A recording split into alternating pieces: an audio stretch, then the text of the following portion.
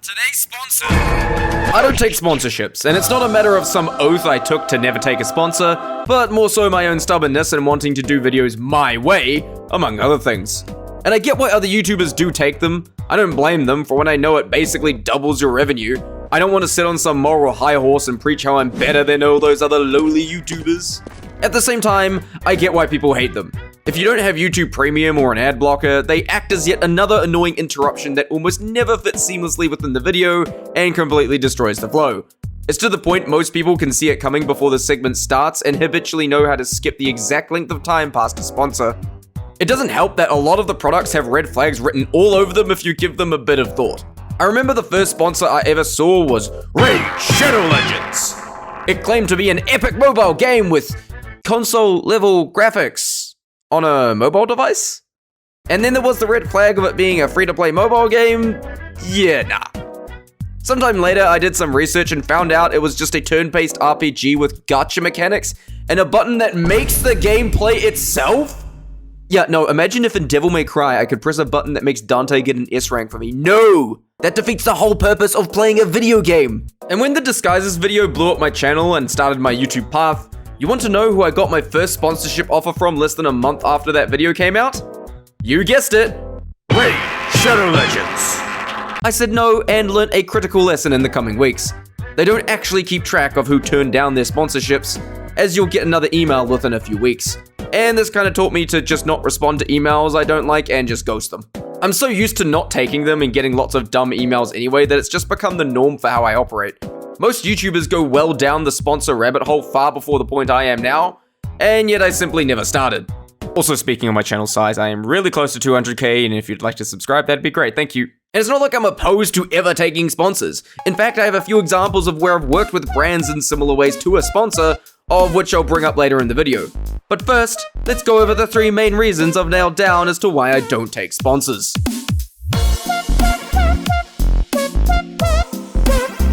Pacing is something I focus a lot on in my videos, some more than others. But in general, especially with my scripted videos, I want to make sure the flow of information is smooth to follow and the jokes have appropriate pace. There's plenty of times where I've cut out recorded parts of script during editing because I felt it was unnecessarily wordy, or cut jokes because they felt too much like an interruption. Also, I didn't tell too many jokes in quick succession. Nowhere is the pacing on my videos more important than in my big series videos, Spy Psychology, and the currently running How to Man series. Those are my heavy hitter videos, as I call them. The videos in between them I'll be more willing to cut corners to various degrees as long as the video remains good in the end, but with the heavy hitter videos, I put all the effort needed to make them as good as I possibly can, both because they're the type I'm most proud of, and the ones I expect to get the most views and attention long term. So anyway, most sponsors want their segments to be 90 seconds! Yeah, and they often want it within the first few minutes of the video. Absolutely not! I have a motto of say as much as possible in as few words as possible, so stretching something out to be a specific amount of time just doesn't sit right with me. I should be able to sell your product in less than a minute. I like keeping things concise, so doing a segment that long is pretty much out of the question. Most of my heavy hitter videos get an average view duration of over 10 minutes, which is apparently really stupidly high, which I guess makes sense in this day and age. And I would attribute that to the pacing. Putting a sponsored segment would completely kill that pacing. And even if I ever did take sponsorships in the future, I can assure you, they will never show up in a heavy hitter video series like How to Man. I take too much pride in those to tarnish it with a sponsor. Then we move on to the second reason I avoid sponsors.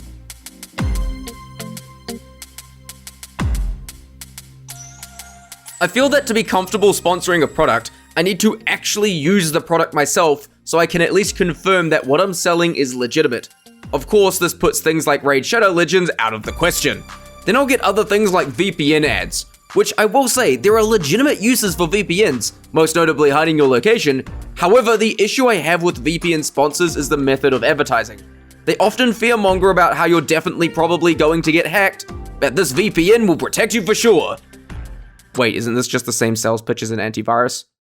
We all know how infamous antiviruses like Norton and McAfee are. I remember factory resetting a laptop after I bought it just to get rid of McAfee since it came pre-installed. Those programs love to get you to play their subscription service by implying that you're under imminent threat. Reality is, sure, antiviruses can help, but they don't make you immune, and the more technically literate you are, the less useful they become. That, and they like to over-exaggerate the threat, and at worst, slow your PC down. That's one example of, among others, why I don't take sponsors from products I don't use, but I can list a few light exceptions, including the one time I actually did take a sponsor way back. The first and only instance of me truly taking a sponsor was Sticky Piston Hosting, and I promise this isn't a sponsored segment in disguise, I'm just saying what I'm saying for the sake of clarity. The TLDR is that they sell Minecraft servers. I've worked with them a bunch prior, as this was back in the days I made a lot of Minecraft minigames, of which I still play with my Discord to this day, and their free trial system provided a convenient way for people to set them up and enjoy them. I later then purchased an actual server for my own use. Sometime later, blah blah blah, they offered a business deal for me to put a short 30-second long sponsor segment in my videos, which at the time I struggled to get even 100 views. But after I started getting back into TF2 content, I negotiated and changed it, since getting ads for Minecraft related thing in a TF2 video would have been really weird. Of course, later that year was when my channel blew up for the first time, so good move on my part. A part of that sponsor still remains intact to this day, but it's only on the site where my minigames are put, which, given that it's Minecraft related anyway, I am completely fine with. Another example was Cuff Bust. It was a game made by the same guy behind Choo Choo Charles, which I actually think was a pretty decent game. I especially liked the dynamic of a main enemy that didn't rely on scripted attacks that you'd react to differently depending on what you were doing when they showed up. I especially liked the touch that the ominous music only starts after you hear the horn. It wasn't some masterpiece of a horror game, but it was very competent, and very replayable as well. So when he was making this new game called Cuff Bust, I was interested. I left a funny comment on one of his videos talking about it, and seeing I was a checkmarked YouTuber, later decided to send me 3 Steam keys to play the game a few days ahead of release. I of course accepted, planning to make a video on the second channel, play it with my friends for about an hour, and then realized, oh no, it's actually not good. While I genuinely appreciated the gesture of Gavin, I wasn't going to sugarcoat it. It was not fleshed out properly and even lacked a proper failure state. I made a video on the second channel giving it an honest review, but without blasting the guy. And I do have faith Gavin will learn from the not so positive reception of his game.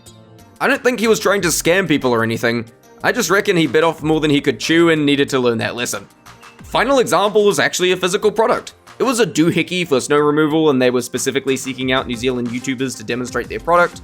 Given they physically wanted me to actually use the product and show it off, I would have taken it had my current project not been How to Man Pyro, among all the other busyness in my life at that time.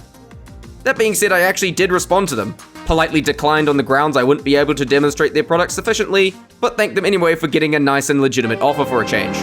Then we have the final reason I don't like taking sponsors.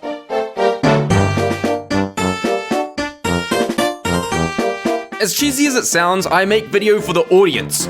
You. In fact, a mindset I have developed is, you know how people often refer to trying to please the YouTube algorithm? I instead think of the algorithm as the audience. It helps a lot when you stop thinking about trying to please an unfeeling machine and just try to please the viewer, because ultimately the algorithm is designed to give the viewer what it thinks they want. But the issue with taking a sponsor is now your video has to please a sponsor as well, of which their interests often conflict with the actual audience. This means I have to follow their guidelines and compromise the viewing experience of the people who actually enjoy the stuff I made, just to please some corporation that wants to use me as a mouthpiece to sell something. And that's also something I don't like either. I absolutely hate having words put in my mouth. If I say something, then it is what I want to say.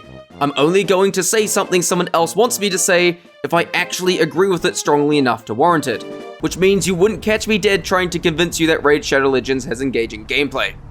This may very much be an autism thing, but I'm also not very receptive to attempted peer pressure. I often don't take suggestions for videos, as I often like to come up with them myself. I mean, ask the fanbase of that Roblox TF2 clone how begging me to play their game for 2 years straight backfired. I don't care if they updated it since I'm not touching Roblox again.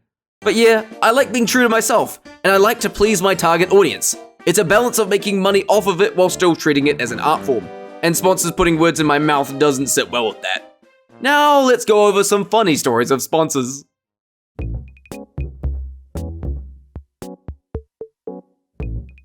One annoyingly common thing is getting emails that are so clearly copy-pasted and didn't actually watch my videos.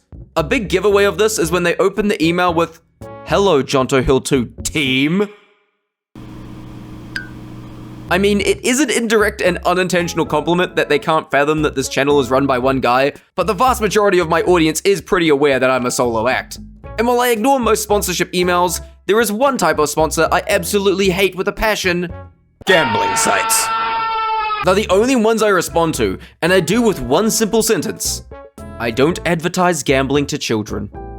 I even had 2 try to reach me on Discord, one of which messaged me only 5 minutes after also sending an email. Talk about desperate. And they've only tried to sound more enticing as I've grown into a bigger channel. One of them on Discord tried to show me an example of 2 channels that had taken their sponsors, only for one of those 2 channels to be someone who I thought was an asshole, and the other being one I had completely lost respect for because they had started taking their sponsorships.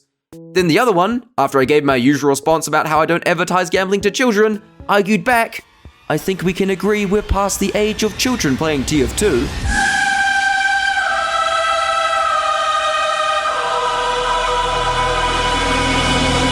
That is a lie and they knew it. Holy, these guys are scummy. And the reason I can't show you the Discord DMs is because they both deleted their messages after I declined.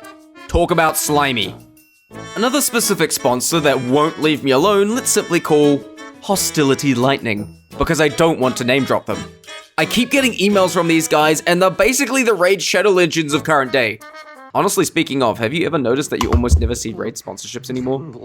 But anyway, those guys sent me an email one time telling me that the opportunities for sponsorships were apparently closing really soon, only for 2 weeks later to start emailing me again.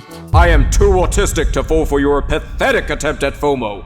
There was another time I got an email from a brand I know to sell legit products. I thought I could actually try this one for once, but then realized the email was fake and trying to hack my channel. Damn. There was also a period where I kept getting emails telling me my YouTube channel was about to be terminated and I needed to click on their link to act now. Except they were sending these emails to the email that wasn't linked to my YouTube account. Lamau. Then there are some emails that are just incompetent. Like one time I got this email that said, hello, I am a marketing manager looking for YouTubers. I have a proposal prepared for you. That was the entire email, by the way. We also have emails like this. For a sponsor about clothing. Aha, yes, this text was definitely written by a human. One time I got an email saying they noticed I was struggling to get sponsors, and I look at that thinking, yeah, no, I'm not struggling to get sponsors, they're struggling to get me. And again, I know I am the weird exception as a YouTuber of my size who doesn't take sponsorships. I know it would basically double my revenue, and that's also why you can't exactly expect other YouTubers to just stop because you ask them to, because you're asking them to cut their revenue in half for basically no benefit. But me, I like doing things the way I want to do it. Sponsors mess with the pacing, are often shady, and like to put words in my mouth.